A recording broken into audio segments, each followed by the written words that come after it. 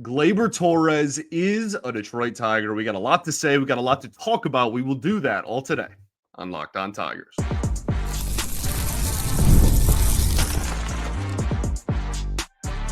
You are Locked On Tigers, your daily Detroit Tigers podcast. Part of the Locked On Podcast Network, your team every day.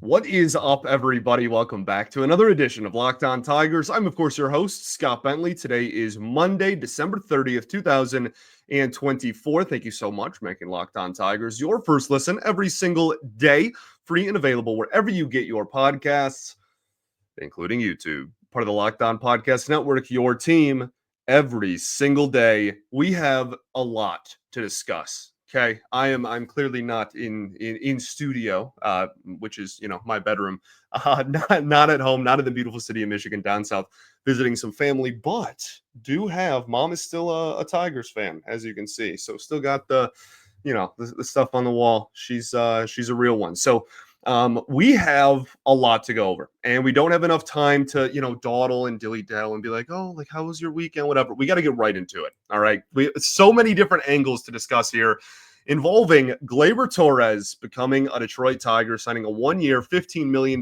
deal with your Detroit Tigers over the weekend. I want to, again, talk about so many different angles surrounding this. There is the angle of him individually as a player, and if it makes sense for him, what his angle was, what his thought process was, why 1-year deal at this age, et cetera, et cetera. The type of player that the Tigers are getting doesn't make sense for the Tigers. Obviously, that's a big part of this conversation, being that this is Locked On Tigers, assuming you expect that by now.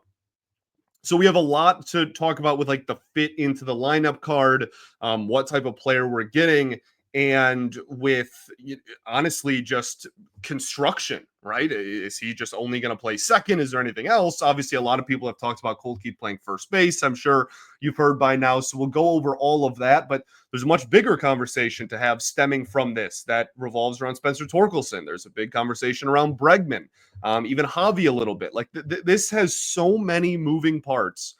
And the ripple effect of this move is staggering. And I think it opens the door for a world of possibilities, to sound a lot like Moneyball here. So let's start with just what makes sense for him, the player. And does this make sense, I should say, for him, the player? He really wanted a 1-year deal and told his agent he was only looking for a 1-year deal. He just turned 28 years old like a few weeks ago. So this was his age 27 season. I mean, people forget how hyped of a rookie he was. He was one of the best prospects in baseball. I should say one of the highest ranked prospects in baseball. Almost had a 40 home run season. His second year in the league, was a 2-time All-Star to start off his Major League Baseball career. Like there was a lot of hype surrounding Gleyber Torres.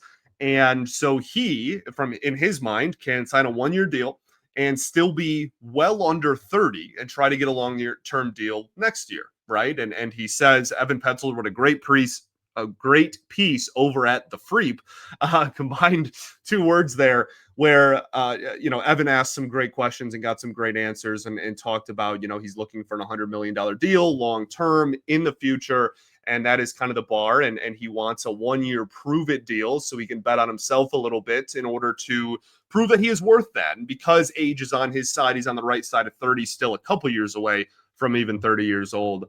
There is a possibility that he is able to achieve that. So I think this makes all the sense in the world for him. I think he is a very intelligent man, and I think that he is playing his cards correctly. I'm sure his agents weren't necessarily thrilled to hear about that, because there are rumors out there that he got multi-year deals for a little bit more money in other places, but he really wanted a 1-year prove-it deal to try to ball out and then go out next offseason and get that big kind of long-term commitment that he is looking for. So we'll see if that happens, and we will see if that happens in Comerica Park in the summer of 2025. What type of player is Gleyber Torres? What type of player are the Detroit Tigers getting in Gleyber? Last year, he hit .257 with a .330 on base percentage, a .378 slug. That came out to a .708 OPS for those who can't do math like myself.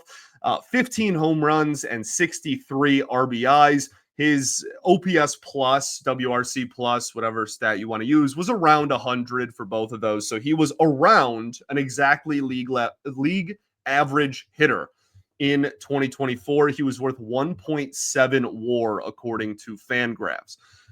We take a step back another year in 2023. He had a much better season. He hit 273 with a 347 OBP, a 453 slug. We'll talk about that in a second. That's a huge difference.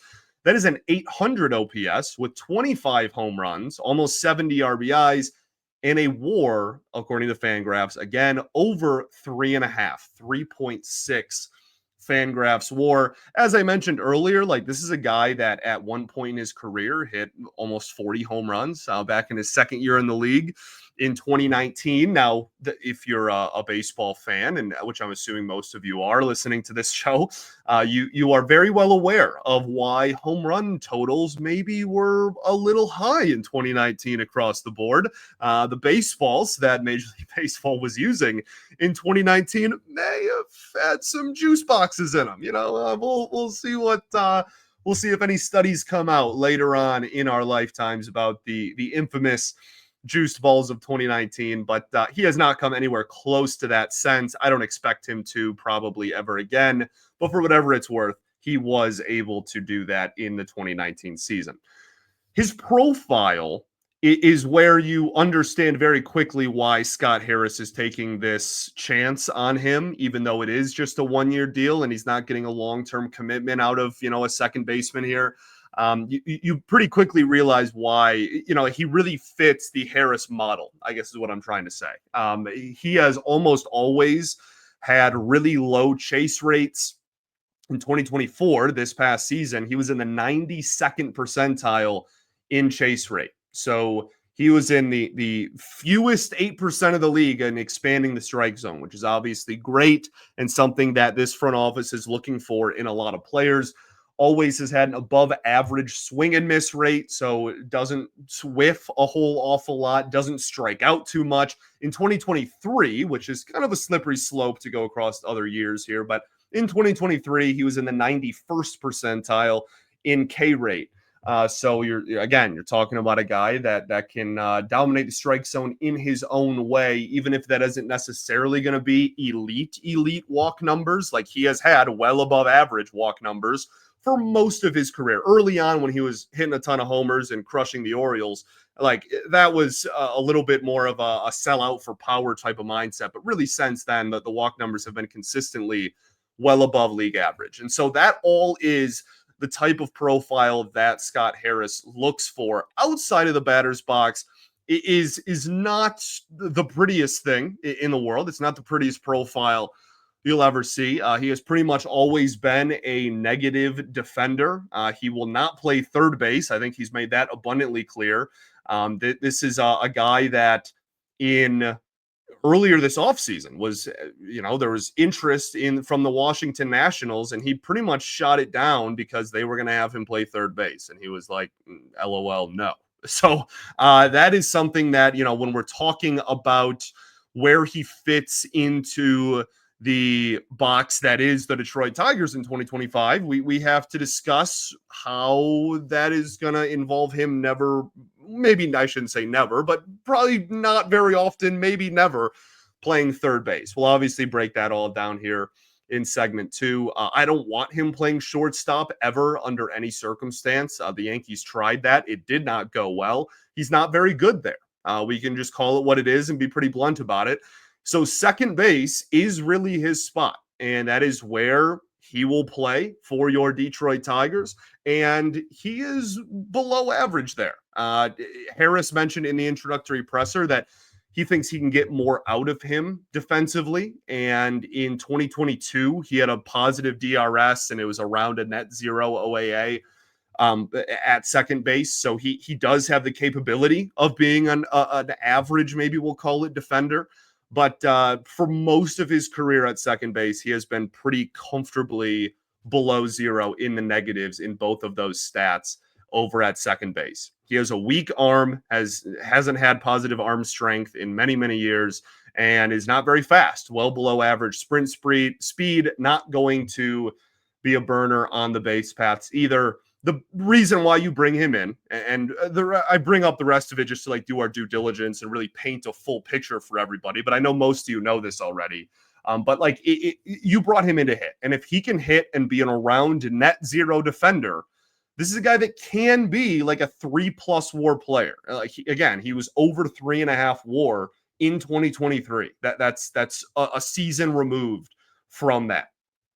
And if he can do that, he will obviously be a fantastic addition to this team. I want to talk about some splits that jump out at me, and then we will talk about all of the moving parts involving this move, the lineup card, defensively, other players that are impacted by this. There's a lot of conversation still to be had, all right? So we will do all of that right after this. Got to talk to y'all today about our friends over at Rocket Money.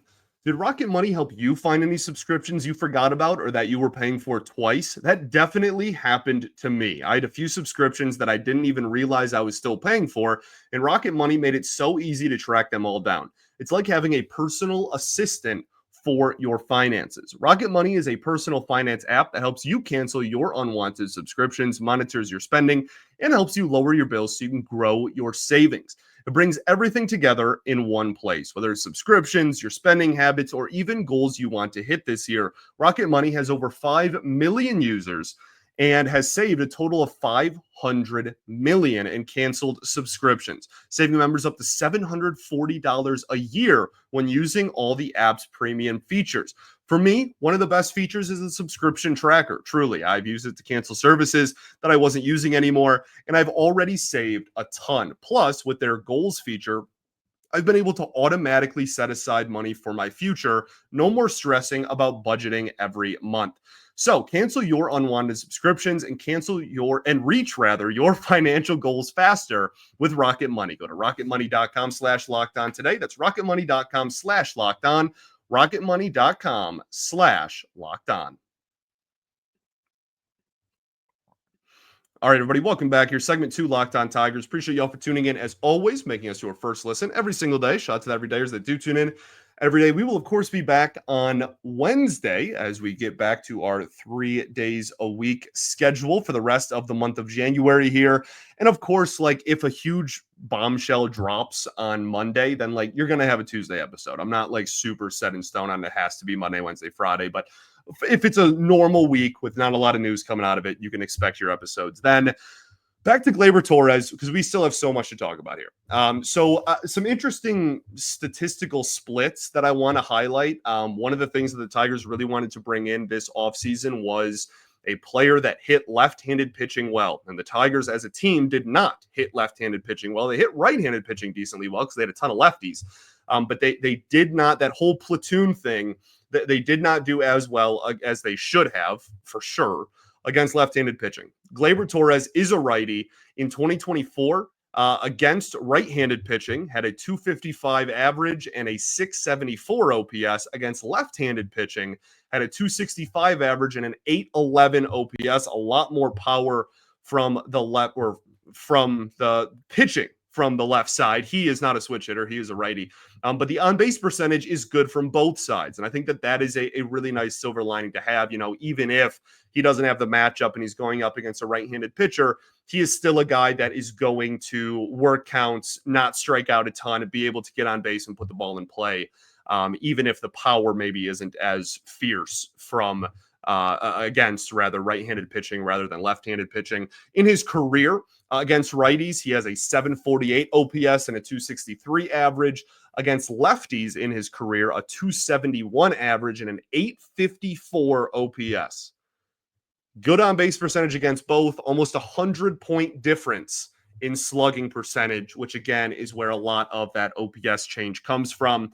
Another thing that I want to point out that I saw a few people bring up online. I know Mark Gorosh of Days of Roar talked about it a little bit online as well. But, first half, second half is a legitimate thing with Gleyber Torres. In the first half, in his career, pre-All-Star break, he has a 764 OPS. In the second half, it's 792. That's a pretty sizable difference. You're talking about a mid 700s OPS hitter versus an around 800 OPS hitter. That's a pretty big difference. In 2024, he was almost a goodness, he was almost a 300 hitter batting average wise post All-Star break this past season, but had a really, really brutal first half of the year. So that is something we'll keep an eye on. Hopefully it is not something that translates over to the Tigers. We want him to be really good all year long, but we will certainly keep an eye on that and keep it in the back of our heads.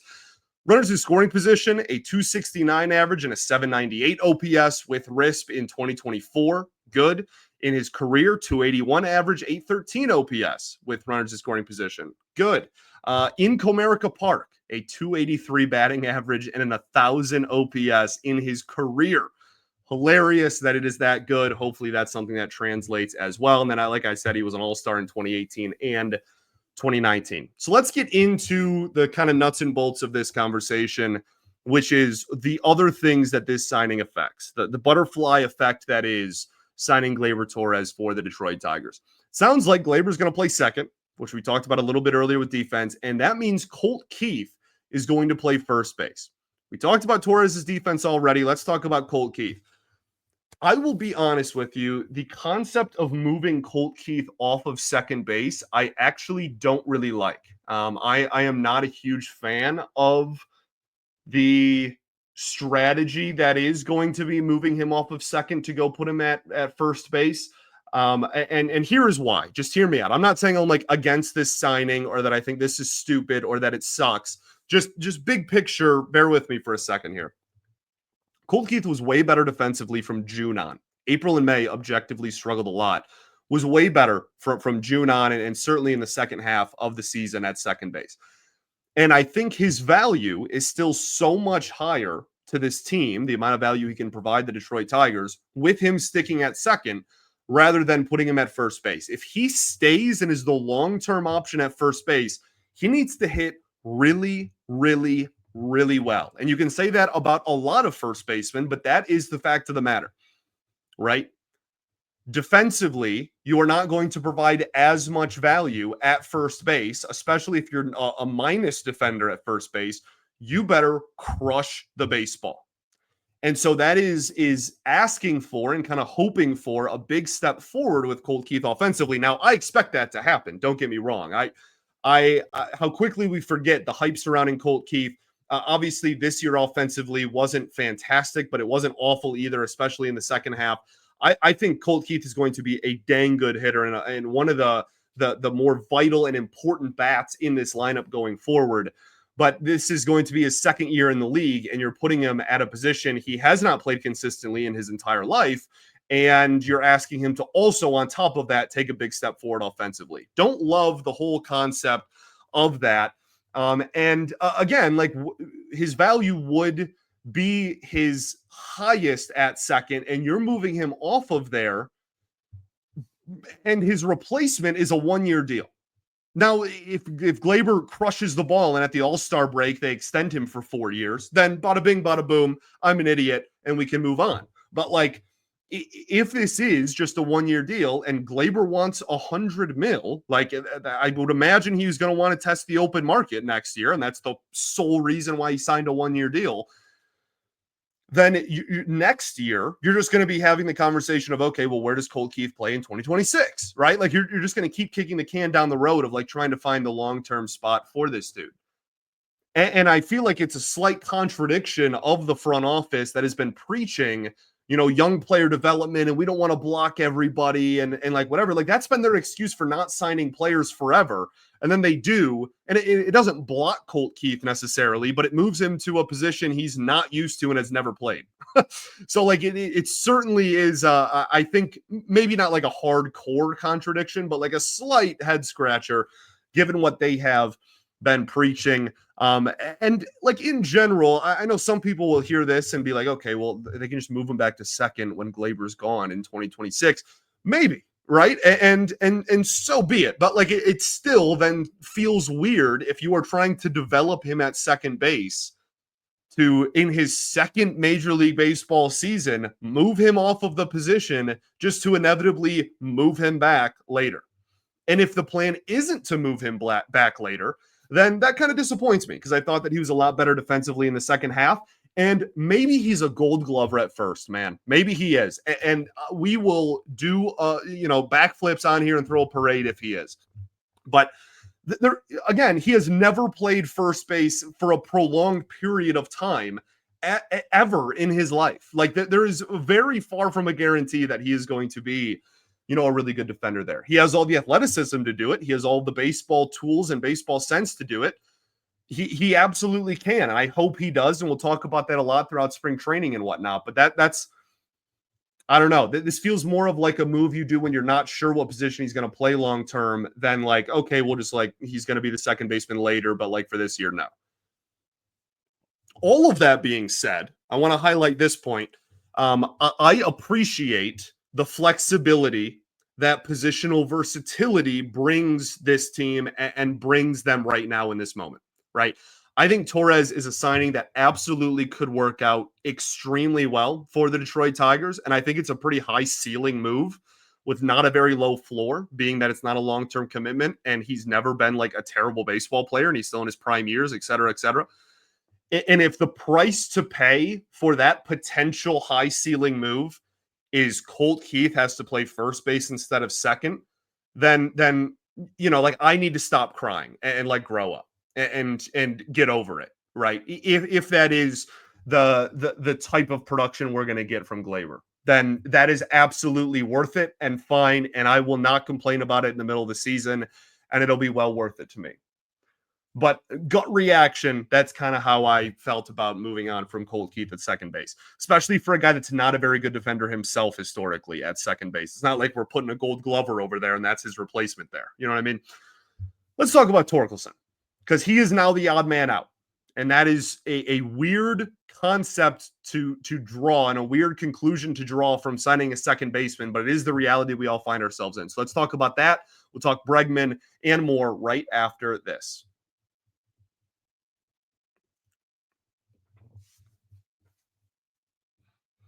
All right, everybody, welcome back here. Third and final segment of Locked On Tigers. Appreciate y'all for tuning in as always. Spencer Torkelson is the odd man out. Obviously, if Colt Keith is playing first base, then Torkelson is playing nowhere.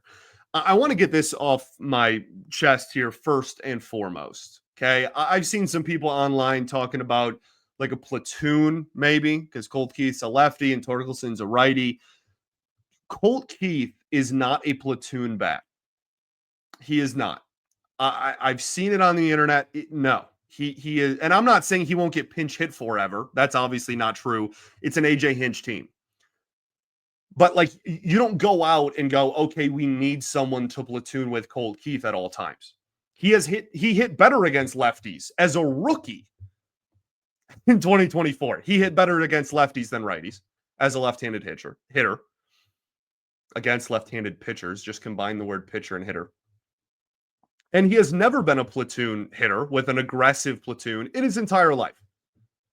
Certainly not the upper levels of the minors and not in the majors last year as a rookie. It's not starting now. So no, we are not going to go out and look for a platoon with Colt Keith at first base. The front office has been very keen on really driving home the message that Torkelson can earn a spot on this roster and still has a role on this team. The team wants players that can hit left-handed pitching and hit for power. In a perfect world, Torkelson is still both of those things. The issue is Torkelson has zero positional versatility. We just talked about how Colt Keith's versatility and the confidence that the front office has that he can play multiple positions has just guaranteed him a roster spot and given the Tigers a player that was not really on anybody's radar to bring in because they were able to move players around after signing him. That is why the team has been drilling home until we've all wanted to vomit the concept of positional versatility. Torkelson does not have that. It's first base or DH. He is playing nowhere else. So if you want him to be a part-time first baseman or DH, that's fine, but you better rake because you are bringing in next to nothing else value-wise to this team in that specific role. The only value you are bringing is with your bat, and he has been good at hitting at the major league level for 3 months in his entire major league career. I don't think Torkelson is on the opening day roster. I look, hopefully he rakes. Me saying that is not me saying that I'm just giving up on his career. Okay. He's still far too young for that. I don't think that is where anybody should be at with Torkelson. But everything doesn't have to be an extreme. Okay. Like you don't have to say, oh, like he shouldn't be on the opening day roster. So like that means he should never play Major League Baseball again. Or, oh, I still believe in him, so you should just hand over the keys and give him 650 plate appearances again. I promise you don't have to do one of the, like, those aren't the only two options here. So hopefully he turns it around, he makes adjustments and figures it out. There is still plenty of time. He's still young enough, like I said. But as I've said most of the offseason, I don't want to just hand the keys over to him and have him be the full-time, everyday first baseman in 2025. Doesn't mean I'm giving up on him entirely, but he shouldn't be the 1A only plan you have at first base with nothing else in store. And if this move, Gleyber Torres, is the move that can make Torkelson not be the, ton of pressure on his shoulders, has to be the 1A first baseman in 2025, then I can get behind that too. And that is how I view this, which is weird because he's a second baseman, but like that's genuinely how I view this and how I think a lot of people should. Evan Petzold did great coverage of this as well, wrote an article about it. Like, you didn't want to spend, you being the Tigers, didn't want to spend big money on a free agent first baseman. So they signed Gleyber Torres to replace him in the lineup, but not at first base. That I think that is a solid and smart front office move. And again, it goes back to the positional versatility that this lineup has. So this is a very interesting angle to me because, like, you needed a right-handed hitter that hits left-handed pitching well and replaced one of your right-handed hitters that hits lefties better. I'm not sure, super well, really, except for, again, the second half of 2023. He certainly hits lefties better than he hits righties, though. Torkelson does. So you replaced a righty with a righty in your lineup, despite the fact that it's not a one-for-one swap because, again, he's not playing first base. So is it an upgrade? Yes. And is the team better? Yes, I think so. Is it a good deal? Yes. This is not a deal that should be, like, anger-inducing, I don't think, to many people. It's a one-year deal. If he sucks, then it's who cares? No one's the wiser. Like, you just move on and you roll out, Colt Keith goes back to second and you do whatever you did last year. Am I in favor of this move? Yes. But there are also still moves that need to be made. You net gained 0 righties that right in your lineup card because you replaced one with another. So by itself as a single move, this does not single-handedly change my outlook on the 2025 Detroit Tigers. But I also think it sets up, again, the ripple effect here, a ton of moves that can be made potentially the rest of the offseason, and that is unbelievably exciting. Bregman is obviously something everybody wants to talk about. Just do it. Just do it, man. Like, Torres is not affecting third base at all, and certainly not shortstop. Again, that like Javi this doesn't change anything with Javi. Gleyber's not going to play short, but it sounds like he's not going to play third either. You need a third baseman still. Go do it.